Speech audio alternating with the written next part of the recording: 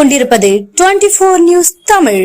உதகை பகுதியில் நேற்று இரவு முதல் தொடர்ந்து வீசி வரும் பலத்த சூறாவளி காற்றினால் வீடுகளின் மீதும் கடைகளின் மீதும் ராட்சத மரம் வேரோடு சாய்ந்து வருவதால் அப்பகுதிகளில் பரபரப்பு ஏற்பட்டுள்ளது. நீலகிரி மாவட்டம் உதகை மற்றும் அதன் சுற்றுவட்டார பகுதிகளில் தென்மேற்கு பருவமழை கடந்த 3 வாரமாக தீவிரமடைந்துள்ளது. இந்நிலையில் கடந்த 3 நாட்களுக்கு மேலாக மழையின் தாக்கம் குறைந்து சாரல் மழை மற்றும் மிதமான மழை பெய்து வந்தது. இந்நிலையில் நேற்று இரவு முதல் பலத்த சூறாவளி காற்று வீசி வருவதால் ஆங்காங்கே மரங்கள் முறிந்து விழுந்தும் மண் சரிவுகள் ஏற்பட்டு வருகிறது. மேலும் பலத்த சூறாவளி காற்று வீசி வருவதால் மரங்கள் வீடுகளின் மீதும் மின்கம்பங்கள் மீதும் மின் கம்பிகள் மீதும் விழுந்துள்ளதால் உதகை மற்றும் அதன் சுற்றுவட்டார பகுதிகளில் மின் இணைப்பும் துண்டிக்கப்பட்டுள்ளதால் பொதுமக்களின் இயல்பு வாழ்க்கை வெகுவாக பாதிக்கப்பட்டுள்ளது.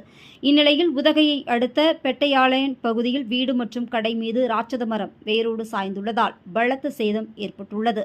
அதிர்ஷ்டவசமாக உயிர் சேதம் ஏதும் ஏற்படவில்லை. மேலும் உதகையில் இருந்து குந்தா வழியாக கோவை செல்லும் நெடுஞ்சாலையின் குறுக்கே 5 மரங்கள் வேரோடு சாய்ந்ததால் போக்குவரத்து பாதிப்பு ஏற்பட்டது. உடனடியாக தீயணைப்பு துறையினருக்கு தகவல் கொடுக்கப்பட்டதை தொடர்ந்து தீயணைப்பு துறையினர் மரங்களை அகற்றி போக்குவரத்தை சீர் செய்தனர். இதனால் பல மணி நேரம் போக்குவரத்து பாதிக்கப்பட்டது.